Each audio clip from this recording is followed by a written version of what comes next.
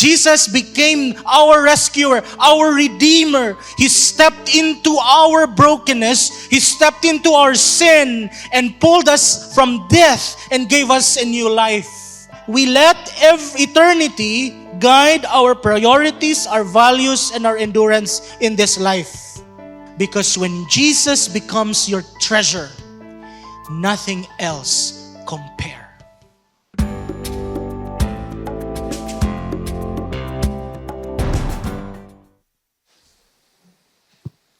Good morning. Merry Christmas. Palakpakan nato ang Ginoo for this morning, for bringing us all here today. Welcome to Davao City Alliance Gospel Church. We are glad that you are here today, and let's worship the Lord. And at this time, let us listen to His Word. Let us pray that the Lord will speak to us and that He will help us also apply kining atong mga matun-an pinaagi sa iyang pulong karon. Let's come to God in prayer as we begin. Father, we praise you and thank you for bringing us here today, this morning.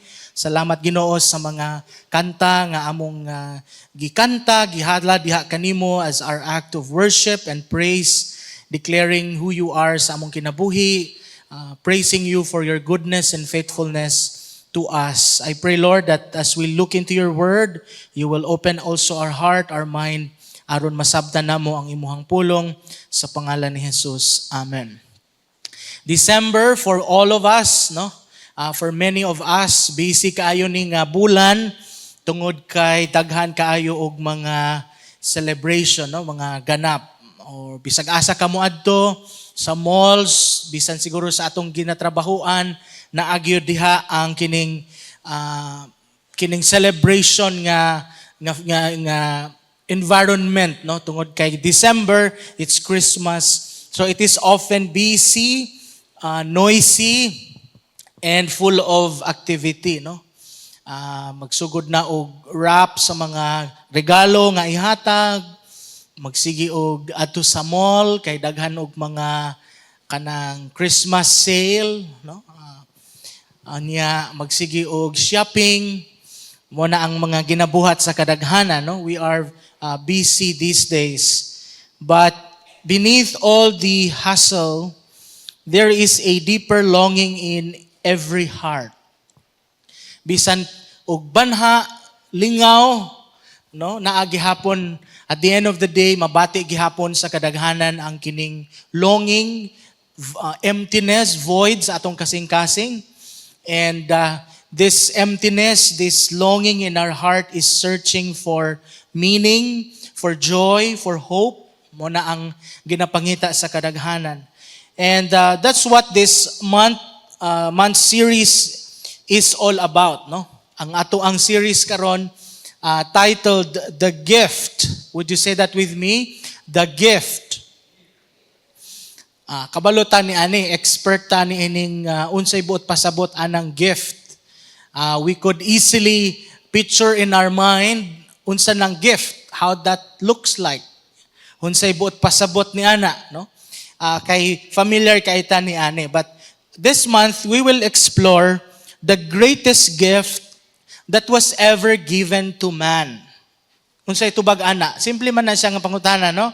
What is the greatest gift nga gihatag na dawat sa katawhan? Any answer? The greatest gift ever given is the gift of tao ni siya. Kung sa'y pangalan ani nga tao? Jesus. Amen. Jesus is the greatest gift ever given. So, long before we had Christmas lights or kining atong mga festivities, kining atong mga unsa ning mga ginahimo nato, God already established in the scripture that He loved the world, that He gave His Son. Naana na siya. Christmas is not first about what we give to one another. Christmas, it is about what God has given us, no? Diha nagsugod. Na atay ikahatag tungod kay gihatagan ta sa Ginoo. na atay ikaambit sa uban tungod kay gipanalanginan ta sa Ginoo. We are only giving what God has given us in the first place. So it always begins with that foundation, with that truth that it was God who gave Himself for us. And so today, we ask a simple question as we begin our meditation reflection this morning. Why is Jesus God's greatest gift? What makes Jesus different from every blessing nga naata sa atong kinabuhi? What makes Him different? What makes Jesus different from every opportunity or every experience that we get in this life? You know, the answer to that is simple. Because Jesus meets our deepest need. That's one. And He reveals God's greatest love. And Jesus offers us the richest and most lasting life. Simple words, why Jesus is God's greatest gift. Let's break this down. First of all, Jesus meets our greatest need. Unsa ba ang gikinahanglan sa tao? Kung magsulti ta og need, daghang klase nga need na ay ginatawag nila og felt needs, no? Naingon ana. From the word itself, felt. Bati nimo uhaw ka, so moinom ka, or unsa pa imong mga kikinahanglan. There are those felt needs na apoy ginatawag og perceived needs, no? Pero naagyoy tinuod nga need, the real need. And most of the time, ang tao dili siya mahibalo kung unsa ba gyud ang iyang gikinahanglan.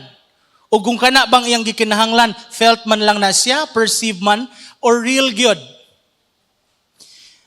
But most of the time, a lot of us would think that we need something, pero dili lang gyud di ay kato ang imong gikinahanglan. Or naapoy panahon nga abi nimo dili nimo na siya kinahanglan, pero kinahanglan gyud nimo. So you see, we can think a lot of ways or approaches to go about this, meeting our need in this life. But the Bible is very clear when it said, Jesus is our greatest need. Dili lang felt, perceived, kundili greatest need. Jesus. Do you need Jesus? Amen. We all need Jesus sa atong kinabuhi, sa tanan nga aspeto sa atong kinabuhi, sa atong pamilya, sa atong trabaho, sa atong negosyo, sa atong mga relations, tanan. We all need Jesus. That's why the Bible is clear. Jesus meets our greatest need. And so when we put that in our context, in what we are talking about as a gift, every meaningful gift meets a need. Sometimes we know the need, sometimes we don't. But our deepest need has never been comfort, success, or happiness. Listen, our need, the greatest need of humanity is God. Humanity's greatest need is reconciliation with God. Nganong reconciliation man? Tungod kay nahimulag ta sa Diyos. Because of our sin, we were separated from God. Sin marred our relationship from the Father. And so Jesus made a way through His life and death on the cross that He afforded us this reconciliation back to the Father. Sin did not just make us imperfect people. Sin made us spiritually dead. It is only by the grace and mercy and love of God that our hearts were quickened by the Spirit of God that we were able to respond to God. It is God who is in the business of drawing people unto Himself. Siya gyud, it's only by His grace, it's an act of God. That is why now, because we are able to respond spiritually to the Father, to God, to our relationship with Him, we praise the Lord for that because Jesus did it for you and for me. Dead people don't rescue themselves. How do you expect a dead person to rescue himself or resuscitate himself? No. He needs help. He needs the rescuer to do it, to revive him, to rescue him. And that's what Jesus did for us. We were spiritually dead, unable to respond to God, but God made us alive in Him. So, if we understand that this very foundational principle in our spiritual relationship with God, then it will tell us clearly that our efforts or good works or our morality or even our religion could not and will never be able to bridge this gap, to be able to reconcile us back to the Father. So, God sent not an idea, not a rule book for us to follow on how we can navigate this, not even a philosophy, but God sent a Savior Himself. That is what says in Luke chapter 2, "Unto you is born this day a Savior." So Jesus introduced Himself as our rescuer, as our Redeemer, as our Lord, as our Savior. He did not just introduce a belief system or a philosophy or a rule book that we all will abide so we could get to heaven. And so for a moment, let's picture in our mind, no, atong i-paint sa atong hunahuna, ang usa ka tawo nga nalunod sa dagat. Kusog kaayo ang balod. Nalunod siya, pila na sa kaminuto ga lutaw-lutaw, pero nahutdan na siya og kusog. Bisag unsaon niya sikad-sikad, kapa-kapa, hurot na iyang kusog ang iyang hangin, nagpanik na siya, dili na siya kabalo ang siyang buhaton. A drowning man in that situation cannot save himself by swimming harder. He doesn't even need an advice from a person who is in the shore on how he could save himself. That drowning man needs a rescuer.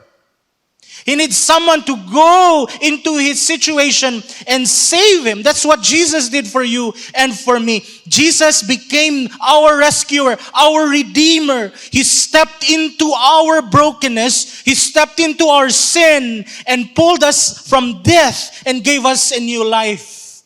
Gitagaan ta og bag-o nga kinabuhi sa Ginoo tungod sa iyang gugma ug grasya kanato. And so, to apply this to us personally, number one, we need to admit our need. Not just our felt need or perceived need or real need, but our spiritual need of God. We need to admit that to ourselves. We cannot pretend that you can fix yourself in a spiritual sense in the eyes of God. Na yung mga tao nga nagsulti, Pastor, imbitaron man, simba tabay, kay kinahanglan gyud nato ang magtubo ta diha sa atong pag-alagad, pagtuo diha sa Ginoo. Maingon man, dili sa ko musimba pastor kay murag maulaw man ko. Nganong maulaw man? Tungod kay ang akong paminaw, ang paglantaw sa akong kaugalingon, mura og hugaw. Murag dili ko angayan nga musulod og simbahan og muatubang sa Ginoo. A lot of people think that way. Right? I know of many people who think that way. So, ingon na sa mura og car wash, no? Moingon ba di ay ka? Ako sang limpyuhan akong sakyanan o sa kumuadto car wash shop? Dili man, no? You just go there because you need it. Napo isa, Pastor, dili ko musulod og simbahan. Ngano man, di ko makasulod. Ngano man di makasulod? Libre man. But everyone is invited and welcome to go to church. Insya tungod kay ang akong sungay, dili makasulod. Masangit, pastor, sa pirtahan. Di ko makasulod unya. Ang tubag, ingon ko, ay kabalaka, Brad, among atop taas kaayo. Pwede gyud makasulod. Bisag kinsa. Mo ganing among kisame, amo yung pinatuana gyud. We need to admit our need of God. Receive His salvation not by good works or performance, but by surrender. Let Jesus meet the deepest need of our soul. And secondly, Jesus reveals God's greatest love. Jesus meets our greatest need. And secondly, Jesus reveals God's greatest love. We are loved by God without limits, not with conditions. Jesus is not only God's answer to our need. Jesus is not only our solution to our problem of sin, but Jesus is also God's embodiment of Himself. He is the exact representation of the Father. That's why the scripture says, if you look at Jesus, you beheld the glory of God. Jesus is the exact expression of God, of Himself, of His excellencies. That is why when we embrace Jesus, we know the Father. If we look at John 3:16, for example, very familiar verse, for God so loved the world that He gave. He gave what? His Son. Here we see how Jesus demonstrates what true love is. Love always gives, moves, sacrifices. And in Jesus, God did not just shout His love from a distance. Hindi lang siya nagsabi from heaven, sabi niya, I love you guys, okay na tayo. He did not just say that. Or, as I've already mentioned in the past, God could have just ordered a heavenly decree, written it, and then sent it through an angel and declared to the world, you are all forgiven. Hindi ginawa ng Diyos yun eh. Anong ginawa niya? He entered our world. He incarnated Himself into the form of a man.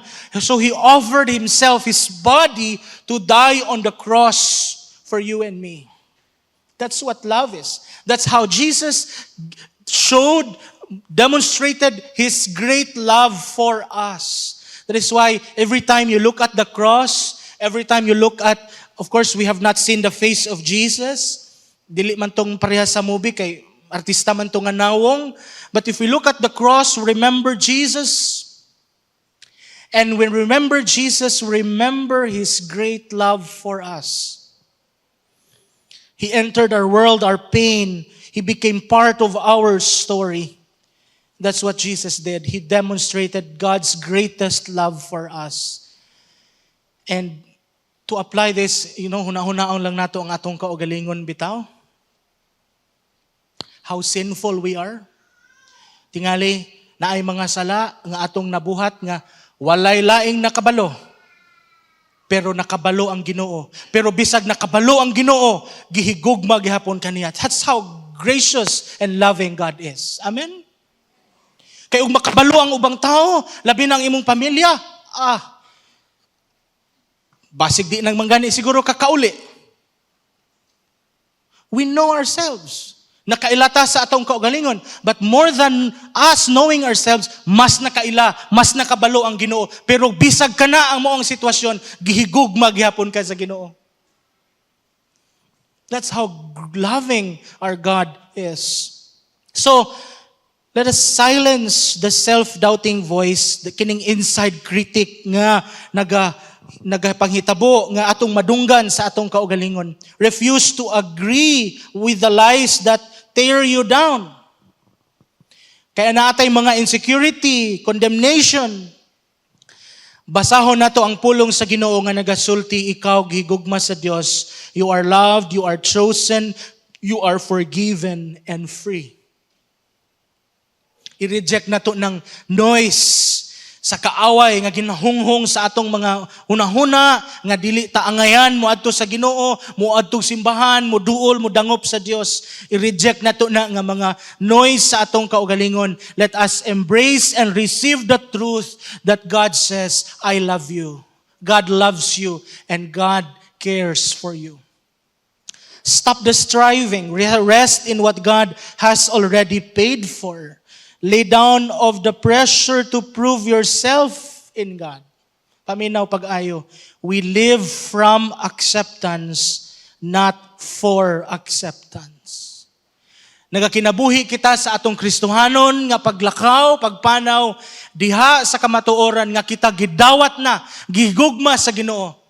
Dili kay maghimo kita niining mga butang aron nga dawaton ta sa Dios. No.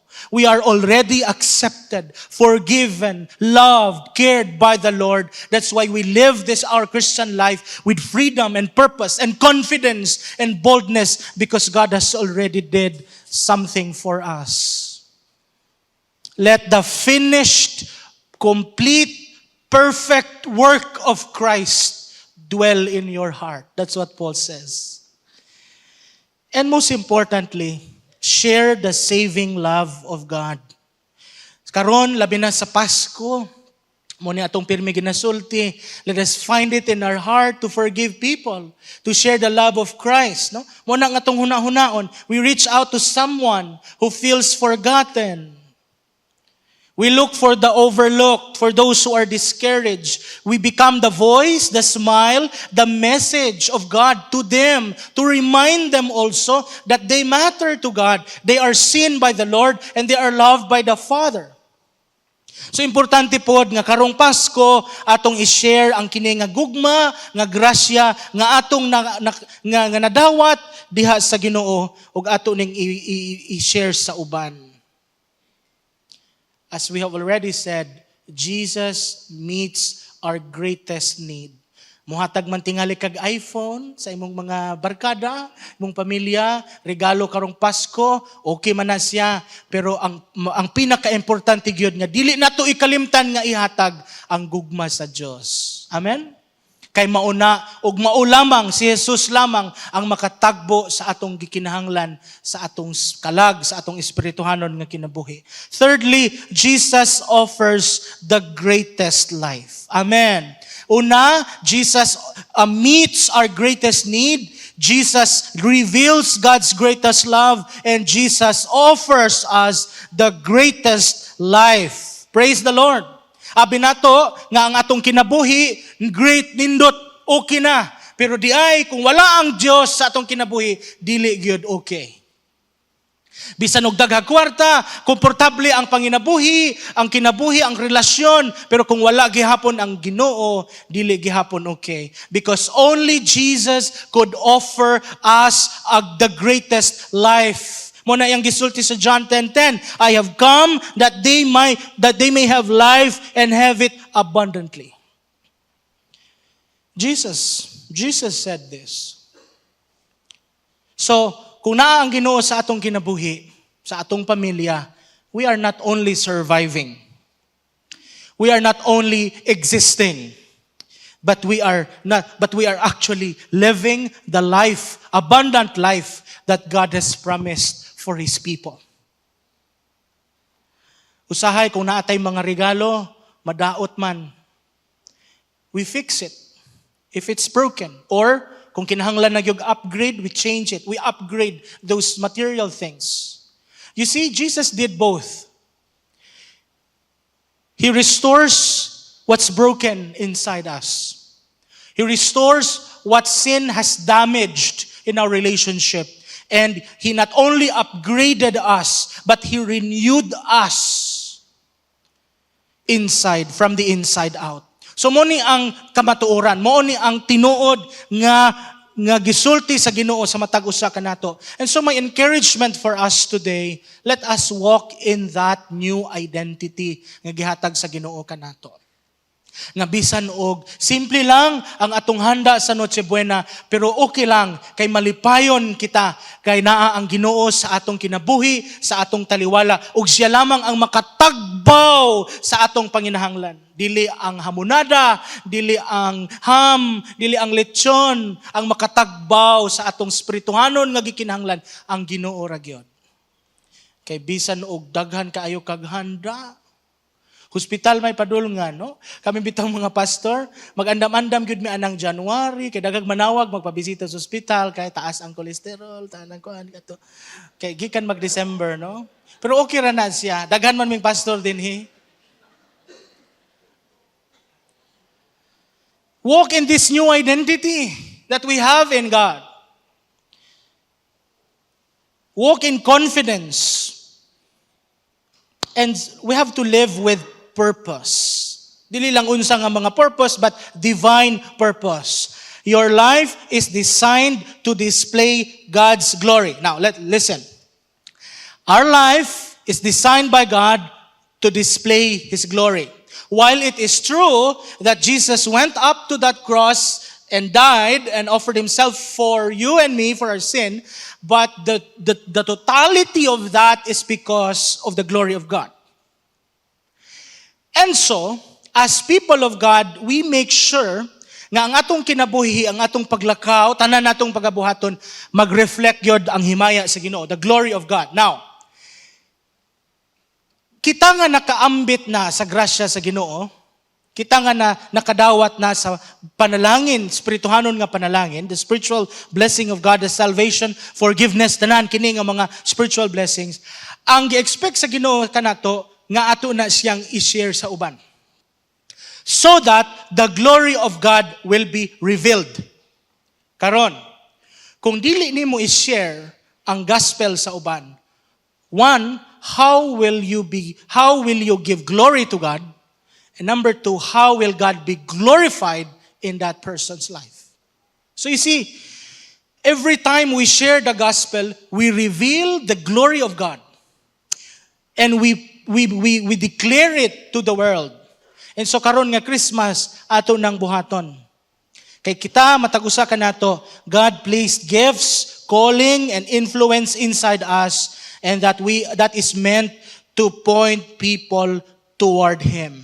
So kinahanglan we should reflect that in our work, in our relationships, in the decisions that we make every day. It should reflect and always point to God's purpose and to God's glory.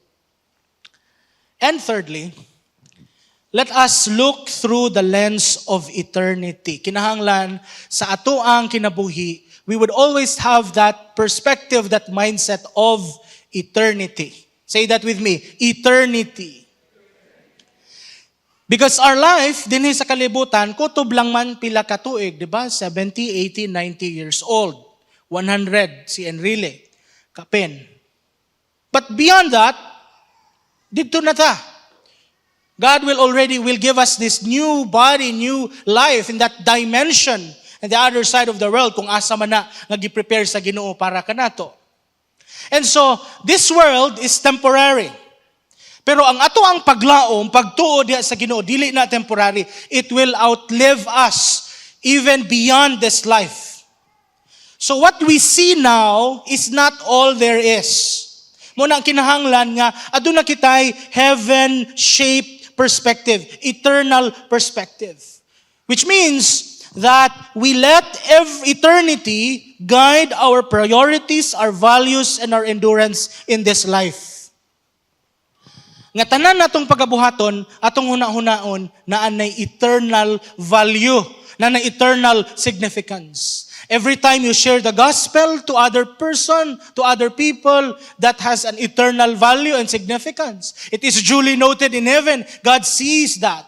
Every little, even that most trivial thing that you do in this life for the benefit of others, for the church, for the glory of God, it has an eternal value and significance. Muna nga, kinahanglan, sensitive, mindful ta ni ana. Because we are children of God. We are supposed to be ambassadors of God. We represent Him on earth. We are the carrier of His grace and love and kindness to people that we meet every day. So we let this perspective, eternity perspective, heaven perspective, to guide our lives, our priorities, our decisions, our choices. So that even though we also go through battles in life, pain or suffering, we also believe that it is temporary. So we fix our eyes on Jesus, we remain calm and humble and trusting God because He is in control of everything. Duha ka butang, priorities ug values. Our priority in life is determined by what you value in life. If you value, for example, money, that's what you prioritize. If you value relationship, that's what you do. If you value something else, that's what you prioritize. If you look at your calendar, mo na diha because that's what you value. So if we say you value your relationship with God, then you prioritize God. If you value reading the Bible, you read the Bible. You prioritize it. If you value small groups, you join a small group. Your priority is determined by what you value in life. Now, how do we know what we value? Look at your time. Look at your schedules. Look at your priorities. Those things tell you what you value.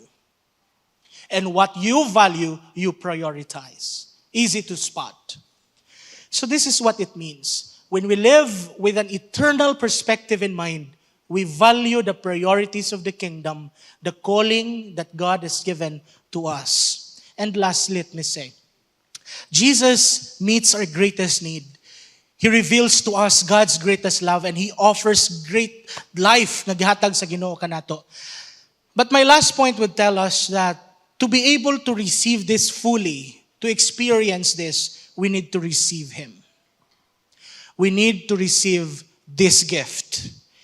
And this gift is Jesus. We need to receive Jesus. You can admire a gift. You can acknowledge a gift. You can even hold it, kiss it, hug it, kay ganahan kay ka sa gift. But unless you receive it for yourself, it will never be yours. You will never experience the full benefit of that gift if it is not yours in the first place. In the same way, if we want Jesus to be our greatest gift, if we want Jesus to meet our greatest need, to reveal God's greatest love for us, or for Jesus also to give us this great life that He promised in the Scripture, we receive Him by faith. We receive Him by faith. Mo nang ingon sa John 1:12, to all who receive Him, He gave the right to become children of God. Receiving Jesus, friends, is not merely believing He exists. Receiving Jesus means surrendering to His lordship, leadership, and trusting in His salvation. Muna ang buot pasabot nga dawato nato ang Ginoo, but it has two main point. We receive Him as Savior, meaning we experience the forgiveness, the freedom, kining new life nga gihatag sa Ginoo when we accept Jesus as our Savior. Listen, every guilt, every mistake, and every burden is washed away. Muna ang mahitabo, when we receive Jesus as our Savior, pasayloon ta sa Ginoo, tagaan ta niyag bagong kinabuhi, bagong kasing-kasing, bagong hunahuna, ug ang atong mga sala limpyuhan sa Dios. Pasayloon ta niya. You are no longer defined by your past because now you are determined by the redeemed grace of God. That's the one. Receive Him as Savior. And second part of that is we receive Him as Lord. A lot of people just receive Jesus as Savior. So they know that Jesus has forgiven them. But they do not receive Him as Lord. That's different. Because when you make Jesus your Lord, it means you let Him lead your life. Meaning, your plans, your decisions, every step, every choice you make is dependent on Him. Aligned to Him. Hindi pwede yung gawin mo lang siyang Savior. Pasaylo ako, Lord. Pasaylo ako, Lord. But you don't live your life as His Lord. So we stop wandering in uncertainty. We can walk confidently because we know that He is our Lord.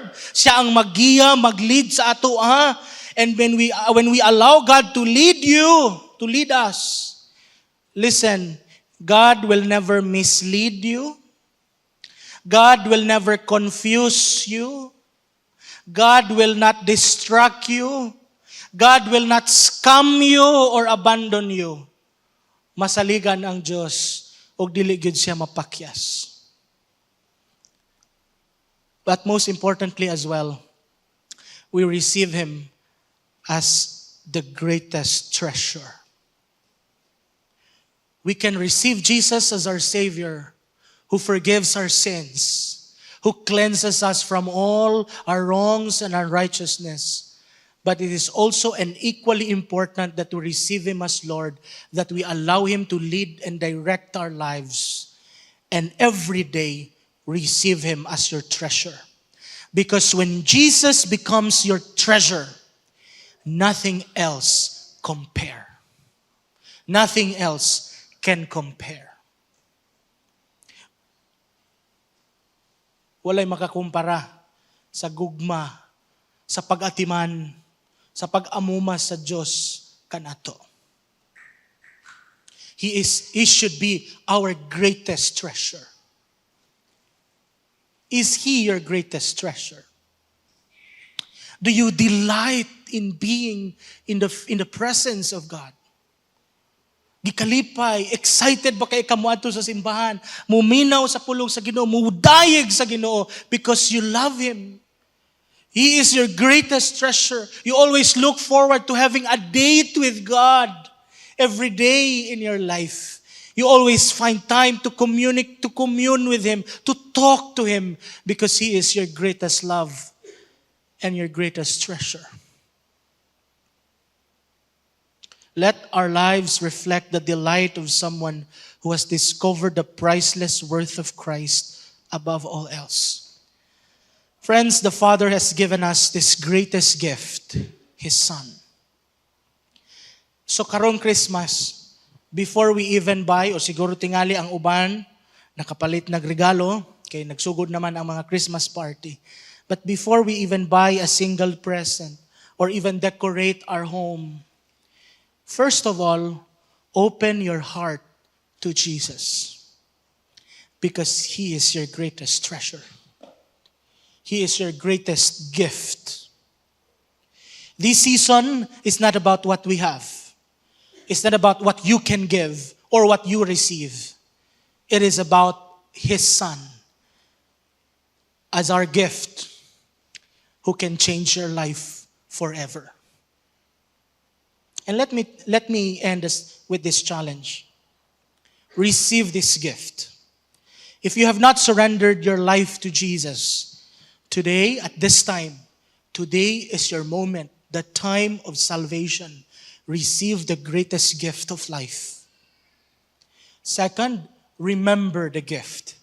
Every first Sunday, we remember that gift in this Holy Eucharist. In the celebration of the communion, we remember the gift of Jesus. His body laid down for us on the cross,